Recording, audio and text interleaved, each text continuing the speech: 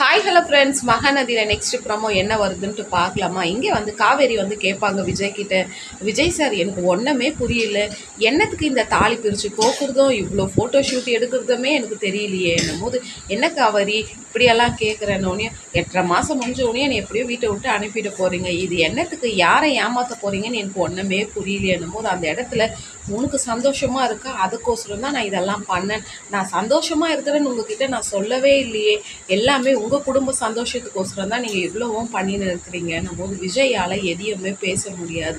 சரி சரி வா, கோவப்படாத வா, நீயும் நானும் செல்ஃபி எடுத்துக்கலான்ட்டு விஜய் வந்து காவேரி மாற்றி மாற்றி தோள் மேலே கை போட்டு எடுக்கிறாரு. அப்படியே 2 பேரும் ஒற்றுமையாக இருக்கிற மாதிரி ஃபோட்டோ ஷூட் எடுத்துகிட்டே இருக்கிற டைமில் இங்கே விஜயோட பாட்டி வந்து ரொம்ப சந்தோஷப்படுறாங்க. என்ன நடக்க போகுதுன்னே தெரிலங்க, பார்க்க சந்தோஷமாக தான் இருக்குது. விஜய் என்ன முடிவு எடுக்க போகிறாருன்னு நினச்சாலே பயமாக தான் இருக்குது. உங்களுக்கு மகாநதி பிடிச்சிருந்தா லைக் பண்ணுங்கள், கமெண்ட் பண்ணுங்கள்.